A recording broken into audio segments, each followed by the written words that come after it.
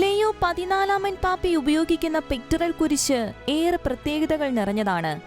വിശുദ്ധ അഗസ്റ്റീൻ, വിശുദ്ധ Monica, Augustinian സഭയിൽ നിന്നുള്ള വിശുദ്ധ തോമസ് ഓഫ് വില്ലനോവ, വാഴ്ത്തപ്പെട്ട ആൻസലം പൊളാൻകോ എന്നിവരുടെ തിരുശേഷിപ്പ് ഉൾക്കൊള്ളുന്നതാണ് ലിയോ 14 മാർപ്പാപ്പയുടെ പെക്ടറൽ കുരിശ്. ലിയോ 14 പാപ്പ കാർദിനാളായി ഉയർത്തപ്പെട്ടപ്പോൾ അദ്ദേഹത്തിന് സമ്മാനമായി നൽകാൻ ഫാദർ ജോസഫ് സ്കിബേറാസ് രൂപകൽപ്പന ചെയ്തതാണ് ഈ കുരിശ്. കാലത്തെ അതിജീവിക്കുന്നതിന്റെ അടയാളമായാണ് പ്രസ്തുത കുരിശിനെ കാണുന്നത്. സുന്ദരമായ ഒരു രൂപകൽപ്പന എന്നതിനപ്പുറം ഈ കുരിശ് 13-ാം നൂറ്റാണ്ടു മുതലുള്ള സഭയുടെ ആഴമാർന്ന ആധ്യാത്മിക പാരമ്പര്യവും വിശ്വാസത്തിലുള്ള പ്രതിബദ്ധതയുമാണ് പ്രതിഫലിപ്പിക്കുന്നത്.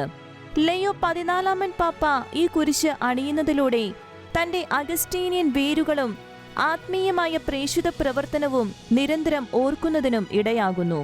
കൂടാതെ പ്രത്യാശയും പരിശുദ്ധ അമ്മയോടും വിശുദ്ധ അഗസ്റ്റിനോടുമുള്ള മധ്യസ്ഥവും അപേക്ഷിക്കണം എന്ന സന്ദേശവും ഈ കുരിശ് മുൻപോട്ട് വയ്ക്കുന്നു.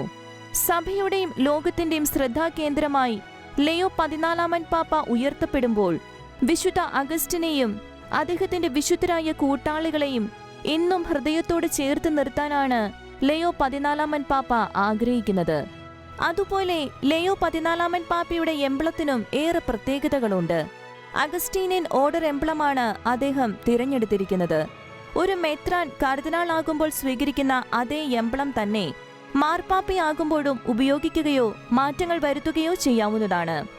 ഒരു പുസ്തകവും അസ്ത്രം തുളച്ചുകയറുന്ന ഒരു ഹൃദയവും ഉൾക്കൊള്ളുന്നതാണ് പ്രസ്തുത എംബ്ലം. വിശുദ്ധ അഗസ്റ്റിന്റെ ദൈവത്തോടും സഹസഹോദരി സഹോദരന്മാരോടുമുള്ള സ്നേഹത്തെ ഇത് പ്രതീകപ്പെടുത്തുന്നു.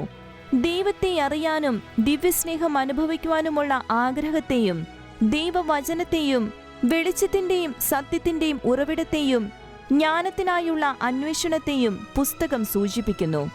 വിശ്വാസത്തിലും പ്രത്യാശയിലും സ്നേഹത്തിലും തുടർച്ചയായ വളർച്ചയിലേക്ക് നമ്മെ ക്ഷണിച്ചുകൊണ്ട് ദൈവാത്മാവ് നമ്മുടെ ഹൃദയങ്ങളിൽ തുളച്ചു കയറുന്നതിനെയാണ് ഹൃദയത്തിൽ തുളച്ചു കയറുന്ന അസ്ത്രം പ്രതിനിധീകരിക്കുന്നത്.